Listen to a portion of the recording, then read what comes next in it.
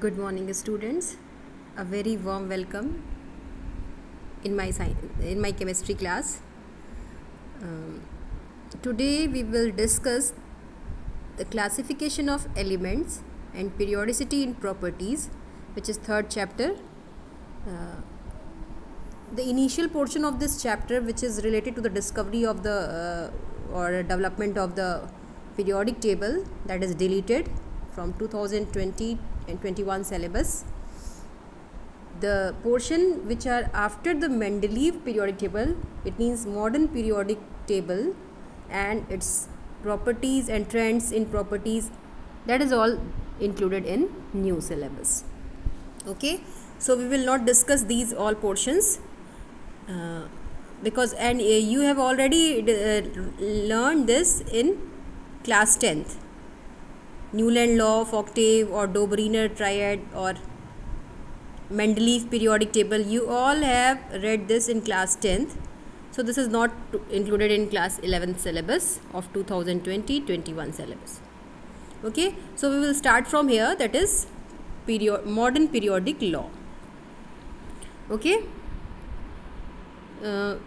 we all know Mendeleev has given the periodic law, first periodic law, and that is based on atomic mass. And what is that? The physical and chemical properties of the elements are periodic function of their atomic mass. ठीक है, Mendeleev ने क्या कहा था कि किसी भी element की जो फिजिकल और केमिकल प्रॉपर्टी होती है वो उनके एटॉमिक मासेस का पीरियोडिक फंक्शन होती है. ठीक है, जबकि मॉडर्न पीरियोडिक लॉ क्या कहता है? The physical and chemical properties of the elements are periodic function of their atomic number. तो सबसे पहले आप जो इंक्लूड करेंगे इस चैप्टर में, आपको ये मॉडर्न पीरियोडिक लॉ ये याद होना चाहिए, इसको आप लिख लेंगे. ठीक है, let us move further. Periodic table की अगर हम बात कहें तो पीरियोडिक टेबल जो मॉडर्न पीरियोडिक टेबल है, which is developed by Moseley and some other scientist. what is the features of this periodic table? Let us discuss this first. It is having 18 groups. सबसे पहली चीज़, इसमें कितने groups हैं? 18 groups. जबकि Mendeleev के periodic table में बहुत ही कम group थे. तो 18 ग्रुप्स आप देख रहे हो 1 से लेकर के 18 तक. ठीक है, मेंडलीव के periodic table में ये 8 ग्रुप में डिस्ट्रीब्यूटेड थे. 1A, 2A, कुछ ऐसे नाम. मेंडलीव के खैर हमें डिस्कस नहीं करना है, तो मैं मेंडलीव की बात नहीं कर रही हूँ. And it is also outdated, या आउटडेटेड भी हो चुका है. तो हमें बात मॉडर्न पीरियोडिक टेबल की करनी है. ठीक है, तो let us discuss modern periodic table. It has 18 groups and 7 periods. ठीक है, तो सबसे पहले तो आपको ये बात याद होनी चाहिए, it has 18 groups and 7 periods. ठीक है, groups are vertical columns and periods are horizontal rows. ठीक है, the first element is hydrogen. Where is it? कहाँ है hydrogen? It is included in first group. ठीक है, before lithium.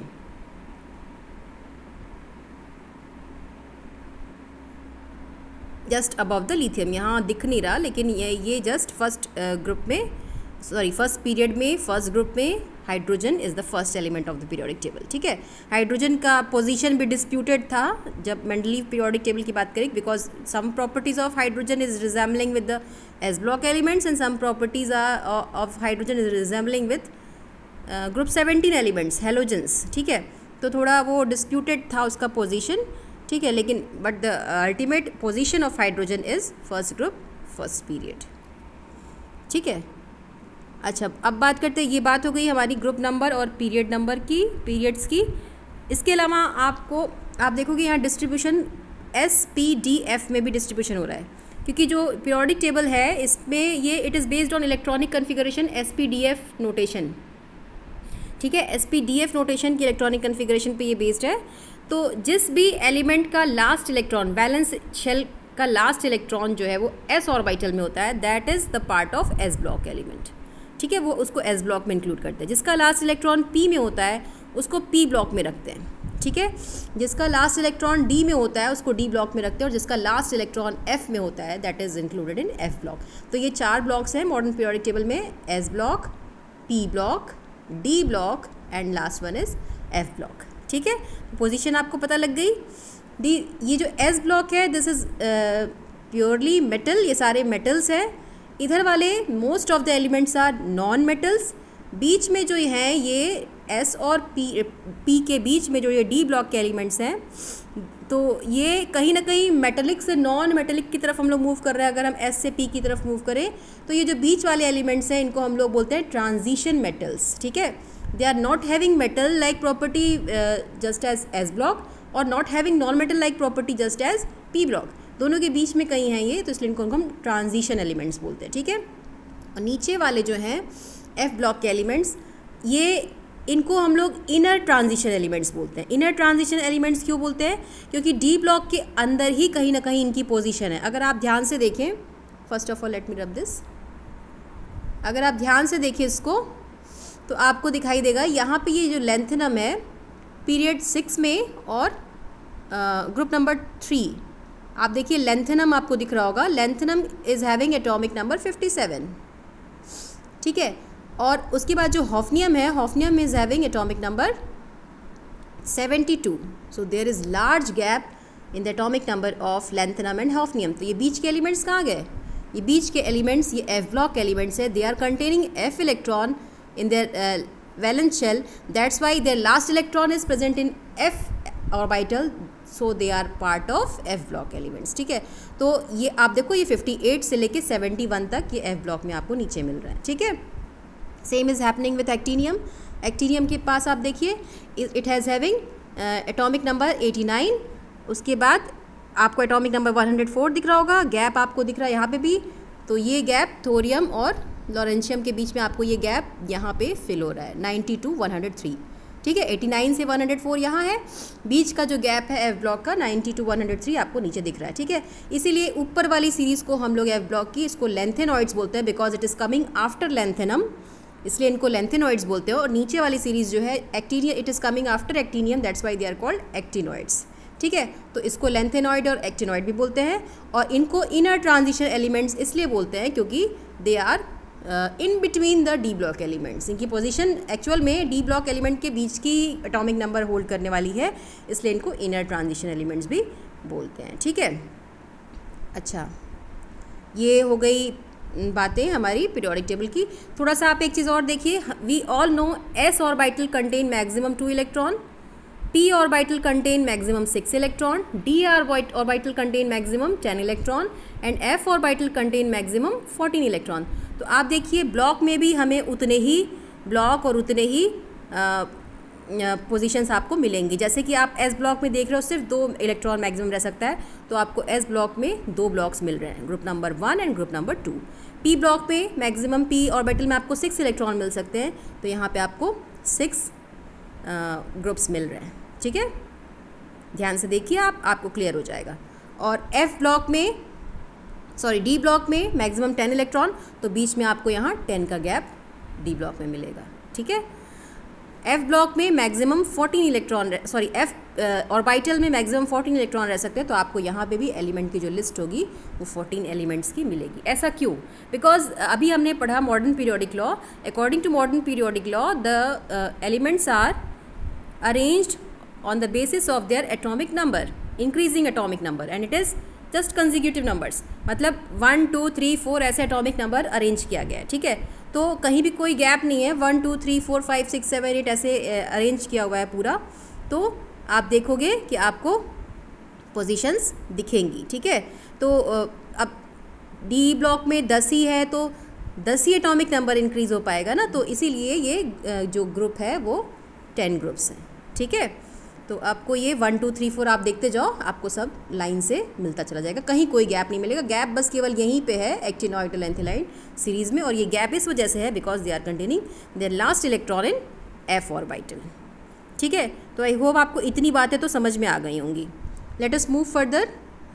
इलेक्ट्रॉनिक कन्फिगरेशन के बारे में हम क्या क्या बता सकते हैं। अच्छा, उससे पहले एक टॉपिक है, how can we give the nomenclature to those elements which are having atomic number more than 100, ठीक है। चलिए ये रूल देख लेते हैं।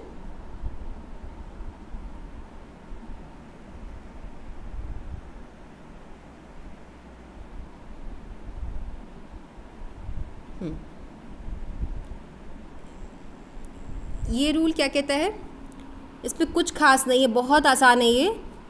एक्चुअली क्या है कि 100 से ऊपर वालों की डिस्कवरी उस समय नहीं हुई थी जब मेंडलीव ने पीरियोडिक टेबल डिस्कवर किया था, तो उनकी नॉमेनक्लेचर के लिए एक रूल बना दिया गया, और ताकि जब वो एलिमेंट डिस्कवर हो जाएगा तो उसको कहाँ पे उसकी पोजीशन देंगे और उसको क्या नाम देंगे, ये चीज़ें फिक्स करने के लिए। ठीक है, तो अभी हम देखेंगे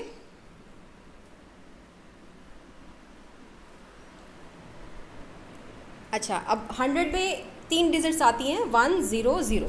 ठीक है, तो ये जो नॉमेनक्लेचर है वो डिजिट्स के बेसिस पे ही है। ठीक है, 0 को हम यहाँ बोलते हैं निल, 1 को अन, 2 को बाई, 3 को ट्राई, 4 को क्वैड, 5 को पेंट, 6 को हेक्स, 7 को हेप्ट, 8 को ऑक्ट और 9 को एन। ठीक है, इसके अलावा ये एब्रीविएशंस भी हैं उसके, first letter is used as abbreviation, और उसके अलावा आप लास्ट में जब भी नॉमेनक्लेचर करोगे तो EM लगाओगे।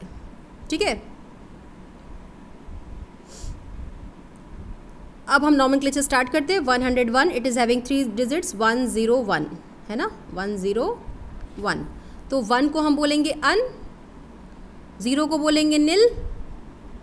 ठीक है, फिर हमारा आ गया 1 तो अन, अन निल अन, आगे लगा देंगे EM। आप देखिए यहाँ नाम लिखा हुआ है, यहाँ एब्रीविएशन लिखा हुआ है। ठीक है, कोई प्रॉब्लम नहीं होनी चाहिए, बहुत आसान है ये। ठीक है, 102 को फर्स्ट डिजिट इज़ 1 तो अन, सेकेंड इज़ 0 तो निल, बीच में 2 है, सॉरी लास्ट में 2 है तो बाई, और आगे हम लगा देंगे EM। 2 I एक साथ नहीं करेंगे तो सिर्फ UM लगाएंगे। ठीक है, 103 unniltrium EM, 104 unnilquadium, 105 unnilpentium, 106 unnilhexium, 107 unnilseptium, unniloctium, unnilennium, ununnilium, unununium, 112 ununbium EM, 113 ununtrium EM, 114 ununquadium. ऐसे आप देखोगे आप बहुत आसानी से 118 तक कर सकते हो। 118 विल बी अन ऑक्टियम। ठीक है, 118 तक के लिए ग्रुप वैलिड है ये periodic table, modern periodic table. जैसे ही 119 एलिमेंट की डिस्कवरी हो जाएगी ये पीरियोडिक टेबल फेल हो जाएगा, वहाँ पे अब फिर हमें नए पीरियोडिक टेबल की ज़रूरत पड़ेगी। ठीक है, तो शुरुआत में तो ये सब एलिमेंट्स डिस्कवर नहीं हुए थे, लेकिन आज ये 118 तक सारे एलिमेंट डिस्कवर हो चुके हैं और इनका हमें एक्चुअल नाम भी और एक एक्चुअल सिंबल भी मिल चुका है। तो कभी कभी कॉम्पिटिशन्स पे यही क्वेश्चन पूछ दिए जाते हैं। ठीक है, क्योंकि ये रिसेंटली डिस्कवर हुए हैं, तो आप इसको भी याद रखिए और इसके सिंबल को भी याद रखिए। जैसे मेंडलीवियम है, नोबेलियम है, लॉरेंशियम है, रदरफोर्डियम है, डूबनियम है, सीबॉर्जियम है, बोरियम है, हेजियम है, और मेथ्रियम, डार्मेस्टेडियम, रोंटजेनियम, कॉपरनिशियम, निहोनियम, ठीक है, मॉस्कोवियम, लिवरमोर्शियम एंड टिनीशाइन एंड ओगेनेसन। ठीक है, ये सारे रिसेंटली डिस्कवर हुए हैं, ये हमारे यूज़ में नहीं है, हमने कभी ये नाम यूज़ नहीं किया है, तो हमें हो सकता है प्रोनाउंसिएशन में भी दिक्कत हो, पर ये पता होना चाहिए कि 118 एलिमेंट का सिंबल OG है, इसका नाम ऑर्गेनेसन है। ठीक है, तो ये आप याद कर लेंगे। तो हमें लगता है कि आपको ये समझ में आ गया होगा अच्छे से। पीरियोडिक टेबल का एक आपके दिमाग में पिक्चर भी बन चुका होगा और आपको ये नॉमेनक्लेचर भी समझ में आ गया होगा। ठीक है, अब बात करते हैं इलेक्ट्रॉनिक कन्फिगरेशन की। इलेक्ट्रॉनिक कन्फिगरेशन के बारे में क्या पता लगता है जब हम पीरियोडिक टेबल को देखते हैं। तो ठीक है, आपको मैंने बताया है SPDF इलेक्ट्रॉनिक कन्फिगरेशन। ठीक है, उसमें हम लोग इलेक्ट्रॉनिक कन्फिगरेशन कैसे करते हैं, हमने ऑफ बाउ प्रिंसिपल से एनर्जी लेवल सारे ऑर्बिटल का उसका ऑर्डर पढ़ रखा है, 1s 2s 2p 3s 3p है ना, 4s 3d, ये सारे ऑर्डर पढ़ रखे हैं हमने। तो हमें ये पता चल जाता है कि वो इलेक्ट्रॉन जो जिसका इलेक्ट्रॉनिक कन्फिगरेशन हम लिख रहे हैं वो उसमें कितनी शेल्स हैं। ये कैसे पता लगता है, by the principal quantum number n। n indicates the number of shell, कितनी शेल्स हैं हमें ये पता लग जाएगा। ठीक है, और ये जो नंबर ऑफ शेल है ना, this is exactly the period. ये क्या होता है, किसी भी एलिमेंट का उसके पीरियड के बारे में बताता है। जैसे अब जिस एलिमेंट का 3D इलेक्ट्रॉनिक कन्फिगरेशन है 3D1, मतलब लास्ट इलेक्ट्रॉन जो है वो 3D में है, तो वो हमेशा थर्ड पीरियड का ही एलिमेंट होगा। ठीक है, देखिए इसको हम लोग 3D1 वैसे तो स्कैंडियम का है electronic configuration, let us have a look of this.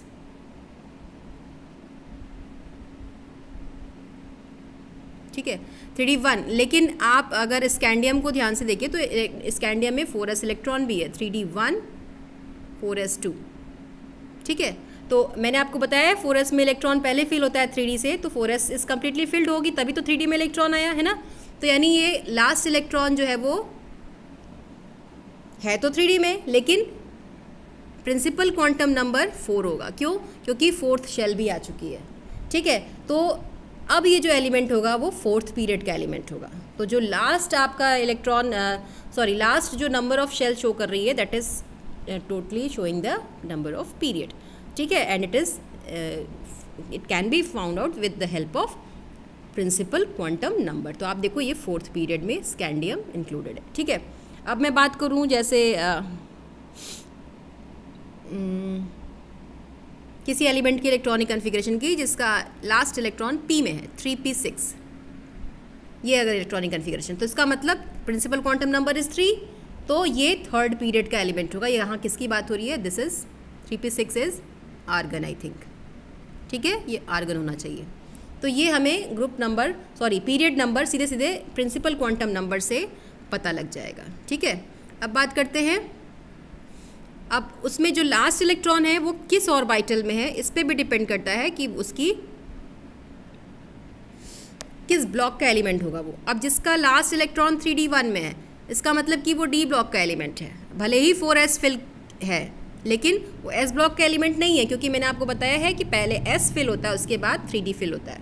ठीक है, तो लास्ट इलेक्ट्रॉन तो 3D में ही है, D में है तो वो D ब्लॉक का एलिमेंट है। ठीक है, जिसका लास्ट इलेक्ट्रॉन F में है वो F ब्लॉक का एलिमेंट है, जिसका लास्ट इलेक्ट्रॉन P में है वो P ब्लॉक का एलिमेंट है। तो हमें ब्लॉक भी पता लग गया, पीरियड भी पता लग गया, और इस नंबर ऑफ इलेक्ट्रॉन से लास्ट शेल में कितने इलेक्ट्रॉन है इससे हमें इसका ग्रुप नंबर भी पता लग सकता है। ठीक है, तो ये सारी चीज़ें हमें पीरियोडिक टेबल से सीधे सीधे मालूम हो सकती हैं। जैसे अगर हम फर्स्ट ग्रुप देखें तो सभी का लास्ट इलेक्ट्रॉन, सभी का जो लास्ट कन्फिगरेशन होगा दैट इज़, जैसे अगर हम हाइड्रोजन की बात करें इट इज़ 1s1, लिथियम की बात करें इसका इलेक्ट्रॉनिक कन्फिगरेशन लास्ट इलेक्ट्रॉन की, मैं लास्ट शेल की बात कर रही हूँ 2s1। ठीक है, sodium 3s1, potassium 4s1, rubidium 5s1, caesium 6s1 and francium is having 7s1। ठीक है, ये आप मैं इसकी बात कर रही हूँ। तो आप देखो कि सभी का जो लास्ट कन्फिगरेशन है 1 है, इसका मतलब इसका जो ग्रुप नंबर है वो 1 होगा, S ब्लॉक का एलिमेंट है, और पीरियड जो 1s 2s जैसे बढ़ता चला जा रहा है वैसे ही पीरियड नंबर भी बढ़ता चला जाएगा। ठीक है, 2 में भी ऐसे ही लास्ट इलेक्ट्रॉन 2 में होगा तो 1s2 2s2 3s2 4s2 5s2 6s2 7s2। आप इसको देखिएगा बैठ के, आपको समझ में आएंगी ये चीज़ें। ठीक है, इसके बाद जब हम इधर आते हैं, बीच में ये 10 इलेक्ट्रॉन्स का गैप है, ये D ब्लॉक है, इनकी कहानी थोड़ी अलग हो जाएगी। फिर हम 13 ग्रुप की बात करेंगे। 13 ग्रुप पे जब हम आते हैं तो आपको यहाँ सभी का इलेक्ट्रॉनिक कन्फिगरेशन 3 मिलेगा लास्ट में। जैसे यहाँ पे सभी का होगा 2s2 2p1। आप देखोगे बोरॉन का इलेक्ट्रॉनिक कन्फिगरेशन है 2s2 2p1। ठीक है, aluminium 3s2 3p1, gallium 4s2 4p1। तो पूरी 4 शेल में टोटल इलेक्ट्रॉन कितने हैं? 3 इलेक्ट्रॉन। पूरी थर्ड शेल में टोटल इलेक्ट्रॉन कितने हो रहे हैं? 3। तो ये सभी जो है वो 3 वो शो कर रहा है कि लास्ट शेल में नंबर ऑफ इलेक्ट्रॉन 3 है, और बीच में ये 10 का गैप है, इस 10 को भी हमें ऐड करना पड़ेगा। तो 10 + 3 कितना हो जाता है? 13। तो ये इसका ग्रुप नंबर हो जाएगा 13। आपने 10th में भी ये चीज़ पढ़ रखी है, वैलेंस इलेक्ट्रॉन से हम कैसे पता लगा सकते हैं ग्रुप नंबर का। तो 1 2 में तो सीधे सीधे वैलेंस इलेक्ट्रॉन ही आपको ग्रुप नंबर बताते हैं, लेकिन जब आप 13 ग्रुप की तरफ बढ़ते हो तो आपको 10 ऐड करना पड़ता है, क्योंकि यहाँ पे D इलेक्ट्रॉन और D ब्लॉक भी ऐड हो जाता है। ठीक है, तो आपको आगे की जितना भी इलेक्ट्रॉनिक कन्फिगरेशन मिलेगा, जैसे 14th ग्रुप की अगर हम बात करें तो it will be 2s2 2p2, 3s2 3p2, 4s2 4p2। तो मतलब लास्ट शेल में 4 इलेक्ट्रॉन आपको मिल रहे हैं, लेकिन 10 का गैप D ब्लॉक की वजह से भी होगा, तो 10 + 4 = 14। ठीक है, तो ऐसे ही 18 ग्रुप तक हम एलिमेंट्स का इलेक्ट्रॉनिक कन्फिगरेशन से उसकी पोजीशन, उसका ग्रुप नंबर, उसका पीरियड नंबर, सब कुछ बता सकते हैं। एक चीज़ और जो मैं यहाँ बताना चाहूँगी, सबसे बड़ी चीज़ इलेक्ट्रॉनिक कन्फिगरेशन याद करना हमारे लिए थोड़ी मुश्किल होती है, लेकिन अगर आप पीरियोडिक टेबल में पोजीशन याद कर लो अच्छे से तो आपको इलेक्ट्रॉनिक कन्फिगरेशन में कोई दिक्कत नहीं होगी, ठीक है। अच्छा, उसके लिए आपको अपना बेस बनाना पड़ेगा। Your base will be this zero group. ये लास्ट का जो ग्रुप है इसको ज़ीरो ग्रुप भी बोलते हैं, और मॉडर्न पीरियोडिक टेबल में ये 18th ग्रुप है। These are group of noble gases, they are inert gases, they can not react with anybody. क्यों रिएक्ट नहीं करते? क्योंकि ये ऑलरेडी सेटिस्फाइड है, इनका कंप्लीट ऑक्टेट है, इनको किसी से रिएक्ट करने की ज़रूरत ही नहीं है। कि रिएक्शन हमेशा ऑक्टेट को कंप्लीट करने के लिए होते हैं, कर ले और स्टेबल हो जाए, लेकिन जो ऑलरेडी स्टेबल है उसको रिएक्ट करने की ज़रूरत नहीं है। तो ये दीज आर नोबल गैसेज, ठीक है। तो ये है helium, neon, argon, krypton, xenon, radon. अगर आप इनका इलेक्ट्रॉनिक कन्फिगरेशन याद कर लो तो आपको बाकी के एलिमेंट्स का इलेक्ट्रॉनिक कन्फिगरेशन याद करने की ज़रूरत ही नहीं पड़ेगी, ठीक है। तो आप देखिए, अगर हीलियम का हमें याद हो गया electronic configuration, it is 1s2। अब हीलियम का इलेक्ट्रॉनिक कन्फिगरेशन 1s2 है, इसका एटॉमिक नंबर 2 है। तो उसके बाद हम जब भी लिथियम की तरफ बढ़ेंगे तो हमें बस एक इलेक्ट्रॉन ऐड करना है ना। तो 1s2 फिल हो गया, तो अब अगला 2s1 होगा, ठीक है। तो आप अगर ये इधर का इलेक्ट्रॉनिक कन्फिगरेशन ना भी लिखो, सीधे लिख दो हीलियम 2s1, तो ये क्या बन जाएगा? लिथियम। हीलियम 2s2, तो ये बन जाएगा बेरिलियम। हीलियम 2s2 2p1, तो ये क्या हो जाएगा? बोरॉन। हीलियम 2s2 2p2, ये हो जाएगा कार्बन, ठीक है। ऐसे ही नियॉन का अगर आप इलेक्ट्रॉनिक कन्फिगरेशन याद कर लिया, 2s2 2p6, ठीक है। तो आगे के एलिमेंट्स के लिए आपको सिर्फ आगे के इलेक्ट्रॉन ऐड करने होंगे। जैसे आपको लिखना है सोडियम का इलेक्ट्रॉनिक कन्फिगरेशन, तो आप लिख दीजिए नियॉन, नियॉन के बाद सोडियम आता है, नियॉन सोडियम है ना, 3s1, नियॉन 3s1, ये हो गया सोडियम।